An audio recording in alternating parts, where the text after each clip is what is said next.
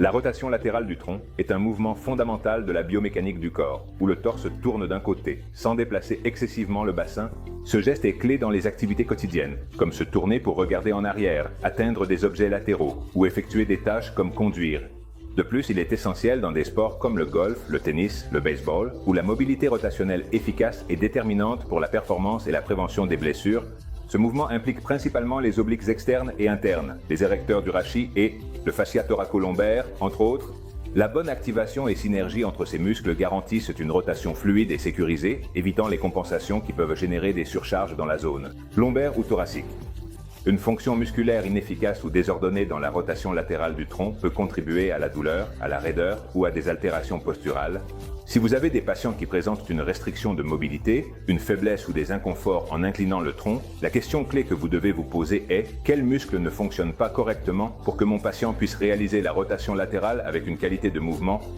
Dans ce poste, vous allez apprendre à évaluer les synergies musculaires dans la rotation latérale du tronc, pour identifier les désajustements et guider votre traitement de manière précise vers les muscles qui ont besoin d'être réentraînés.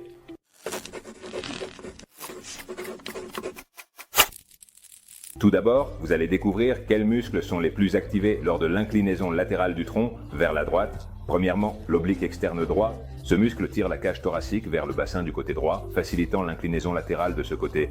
Deuxièmement, l'oblique interne gauche. Il travaille pour stabiliser le tronc et aide à compenser la cavité abdominale. Le muscle érecteur du rachis droit joue un rôle important dans le maintien de la colonne vertébrale stabilisée verticalement pendant le mouvement, évitant toute flexion ou rotation indésirée. Enfin, l'érecteur du rachis gauche, comme le droit, mais dans une moindre mesure.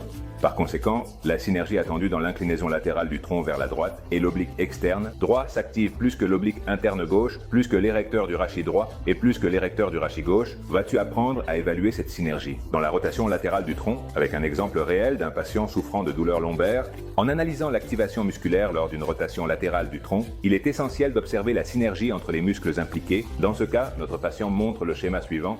L'érecteur du rachis gauche s'active plus que l'érecteur du rachis droit, plus que l'oblique interne gauche et plus que l'oblique externe droit. L'érecteur du rachis est trop activé, compensant de manière excessive, pouvant entraîner une surcharge et des douleurs lombaires. Nous avons un déficit d'activation de l'oblique interne gauche et de l'oblique externe droit, ce qui suggère un manque de participation de cette musculature dans la rotation et réduit l'efficacité du mouvement. Ce schéma dysfonctionnel peut entraîner des douleurs lombaires chroniques, une instabilité du tronc et une compensation dans la mécanique du mouvement. Identifier ces désajustements avec l'EMG vous permettra de concevoir des stratégies de traitement plus précises et efficaces. Maintenant, nous allons voir un exemple d'un schéma de normalité. Un schéma d'activation musculaire adéquat est essentiel pour une rotation latérale efficace, sans gêne, et vous allez voir comment cela se réalise. Dans ce cas, nous avons que l'oblique externe droit s'active plus que l'oblique interne gauche, plus que le muscle érecteur du rachis droit et plus que le muscle érecteur du rachis gauche. Cet équilibre permet une rotation stable et efficace, où l'oblique mène le mouvement et le muscle érecteur du rachis joue un rôle stabilisateur sans générer de surcharge. Si nous comparons entre le schéma normal et le schéma avec douleur lombaire, remarque que le muscle érecteur du rachis gauche avec douleur lombaire s'active 3 fois moins que celui d'une personne en bonne santé. Cette faible activation peut compromettre la stabilité et entraîner une compensation par d'autres muscles. D'autre part, l'oblique externe sain s'active 3,5 fois plus que l'oblique du patient avec douleur lombaire. Un déficit d'activation de l'oblique réduit l'efficacité du mouvement et augmente la charge sur la région lombaire. Par conséquent, comprendre l'activation musculaire lors de l'inclinaison latérale du tronc est essentiel pour évaluer et optimiser ce mouvement. Une analyse détaillée permet d'identifier les déséquilibres et les compensations, ce qui aide à prévenir et traiter les dysfonctionnements pouvant entraîner des douleurs ou des limitations fonctionnelles. Dans un schéma d'activation correct, les obliques externes et internes doivent agir comme principaux agonistes, en dirigeant le mouvement avec une activation prédominante.